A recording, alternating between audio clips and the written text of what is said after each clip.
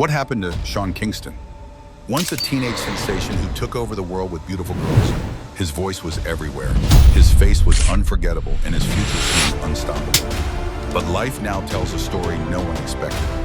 Scandals, financial chaos, and a shocking downfall that pulled him far from the spotlight. Stay tuned, because what you're about to discover about Sean Kingston's current life will leave you stunned. Sean Kingston's story begins in Miami, Florida, though his roots trace back to Kingston, Jamaica, the very city that gave him his stage name. Born Casey and Paul Anderson in 1990, his childhood was marked by hardship. His father was largely absent, and his mother faced legal troubles that led to time in prison. These struggles meant Sean grew up without stability, often moving and living in difficult conditions. Yet even in the chaos, music was always close to him. The rhythms of reggae and dancehall from Jamaica blended with the hip-hop and R&B he heard in Miami, creating the unique sound that would later define him. As a teenager, Sean was fascinated by the idea of combining catchy melodies with storytelling lyrics. He spent hours experimenting with beats, writing verses, and shaping his voice. Unlike many aspiring artists, Sean was discovered not through traditional talent scouts, but on MySpace, a social media platform that was at the time a goldmine for music discovery. His ability to blend pop with Caribbean influences caught the attention of producer J.R. Rodham. Rodham was impressed not only by Sean's voice, but also by his instinct for hooks that could dominate radio airplay. By 2007, Sean had signed a record deal that would change his life. At just 17, he was thrown into the music industry with little preparation but massive ambition. His debut single, Beautiful Girls, exploded across the globe, topping the Billboard Hot 100 and reaching international charts from the UK to Australia. For many, it seemed like he had risen from nowhere to superstardom overnight. But this sudden rise was not luck alone. It was built on years of persistence, resilience from a tough upbringing, and an unshakable belief that music could be his escape. For a teenager from Miami with Jamaican roots, this was the dream becoming reality.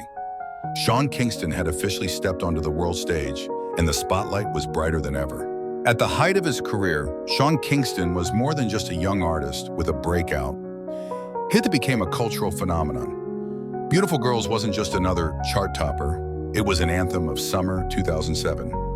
Everywhere you turned, from radio stations to high school dances to shopping malls, his voice echoed with that unforgettable doo-wop-inspired melody.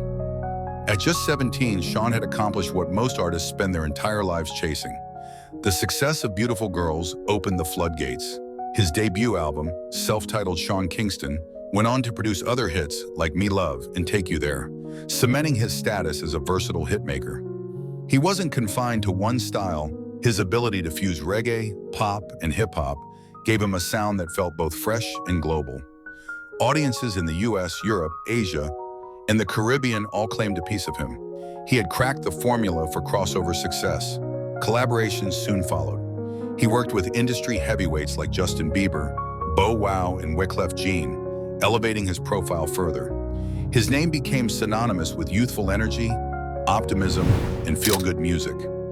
Music videos featuring Sean Kingston racked up millions of views back when YouTube was still in its early years, a sign of how ahead of his time he was in connecting with the digital generation. By 2009, Kingston was not just a singer, but a brand. He was headlining tours, appearing on TV shows, and being invited to the biggest award ceremonies. He was rubbing shoulders with A-list celebrities, and his face was splashed across teen magazines and entertainment channels. For young fans, he was living proof that dreams could come true no matter your background. What made his peak so remarkable was not just his chart positions, but the cultural footprint he left.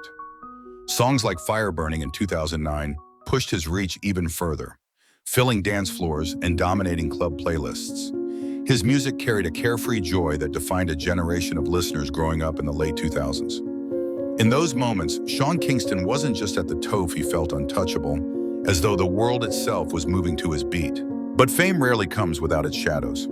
For Sean Kingston, the fall began almost as quickly as his rise. After dominating the late 2000s, his sound started to fade from the mainstream. The music industry was shifting, hip-hop was becoming harder, EDM was rising, and Sean's signature blend of reggae pop started to feel out of place. By the early 2010s, new artists were crowding the charts, and Kingston's name appeared less and less. Then came personal struggles that hit even harder.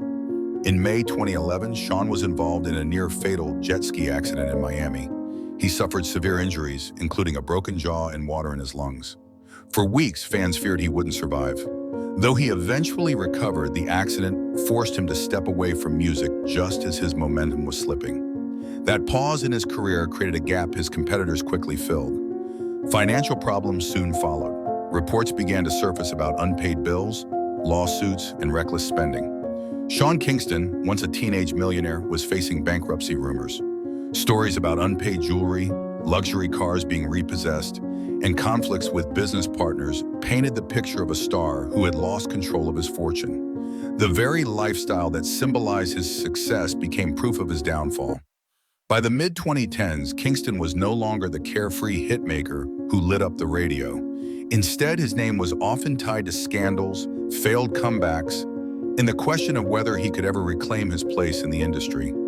The fall wasn't a single event, it was a series of blows, changing trends, life-threatening accidents, and financial chaos. Together, they pulled Sean Kingston out of the spotlight, leaving only the memory of the once unstoppable star. After the accident and the financial troubles, Sean Kingston's presence in mainstream media shrank dramatically. By the mid-2010s, he was no longer a fixture on the radio or at award shows. Instead, headlines about him often revolved around lawsuits, failed business ventures, or occasional public appearances that reminded fans of what he once was. For many, it felt as though Sean Kingston had vanished just as quickly as he had appeared. Fans who grew up with beautiful girls were left wondering, what happened to the young star who had defined their teenage years? Sporadic attempts at comebacks such as the release of singles or mixtapes never gained traction. The music landscape had changed too much, and younger audiences didn't carry the same nostalgia. Industry insiders often described him as a star out of time, caught between the fading memory of his hits and the unforgiving pace of new trends. Social media became one of the few places where Kingston still had a voice. He occasionally posted about his life, sharing glimpses of luxury, music projects, or motivational words. But even there, his presence was inconsistent, often disappearing for months at a time. Unlike other artists who successfully reinvented themselves, Sean struggled to adapt to the new digital-driven era of music. The press, once eager to capture every move he made, largely turned away. Only when new legal or financial troubles surfaced did his name briefly reappear in tabloids. The silence around him became almost deafening, a stark contrast to the years when his songs dominated airwaves and his face was everywhere. For longtime fans, the disappearance was bittersweet. They remembered the joy his music once brought, but also saw how quickly fame can evaporate. Sean Kingston became another cautionary tale in the music industry, a reminder that even the brightest stars can fade into obscurity if the timing, fortune, and personal choices align against them. Sean Kingston's life now has spiraled into a place few could have imagined back in 2007. The teenager who once sang about beautiful girls and lived under the neon glow of fame has traded red carpets for cold, gray prison walls. His fall is not just symbolic, it is literal. In 2025, Sean was arrested and later jailed on fraud and theft charges, the culmination of years of financial chaos and broken promises. The contrast could not be sharper. Once he was draped in diamond chains, now it's a standard-issue prison uniform. Once he cruised Miami streets in Lamborghinis, now his world is defined by steel bars and locked doors. The young star who partied with Justin Bieber and filled stadiums now counts time in silence, his stage reduced to a cell block where even his voice cannot escape. Seeing Sean Kingston in prison is like watching a summer anthem frozen in winter. His songs once carried the lightness of youth, yet his current life has the heaviness of consequence. The world that once danced to his beat now reads about his mugshot in tabloids. The transformation is almost too extreme to believe, from a teenage millionaire to a man behind bars before even reaching middle age. Fans who remember him as a carefree voice of their teenage years now wrestle with disbelief. How could a star who embodied joy and optimism end up in a cell?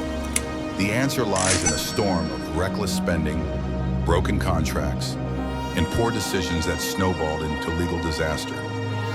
In the end, the law caught up to the same man who once outran obscurity with a global #1 hit. Sean Kingston's life now is the ultimate cautionary tale. The prison gates are more than just physical barriers. They symbolize the closing of a chapter, the stark reality that fame cannot shield anyone from consequences. For a generation that once idolized him, this is the shocking truth. The boy who gave them their soundtrack of summer is now a prisoner of his own downfall. Sean Kingston's journey is a sobering reminder of how fragile fame can be. At 17, he was a symbol of possibility, proof that a boy from a difficult background could sing his way to the top of the world. His music defined a moment in time, capturing the carefree joy of a generation. Yet today, his life is defined not by charts or accolades, but by prison gates and the silence of what could have been. His story is not unique in the music industry, but the speed and intensity of his rise and fall make it unforgettable. Sean Kingston shows us that talent and charisma can open doors, but without discipline, guidance, and accountability, those same doors can slam shut with devastating force. The boy who once gave us an anthem of youth now stands as a cautionary tale about the costs of fame without foundation. Still, there is something profoundly human about his story. Beneath the scandals and the headlines is a man who made mistakes magnified by wealth, youth, and the unforgiving spotlight of celebrity culture. For fans, his downfall is painful to witness, but it also reveals a universal truth. Even the brightest stars can stumble, and even the most glamorous lives can unravel. Perhaps the lesson is not to look at Sean Kingston only as a fallen star, but as a mirror. His trajectory forces us to ask, how do we handle success? How do we prepare for setbacks? And what does it mean to truly live beyond the spotlight? In the end, Sean Kingston's story is more than music. It's about resilience, responsibility, and the reality that every choice matters. So now we turn the question to you. What do you think about Sean Kingston's transformation from teenage idol to inmate? Does his story make you reflect on the nature of fame? Or do you see it as yet another tragedy of the entertainment industry? Share your thoughts and let us know which star's journey you'd like us to explore next.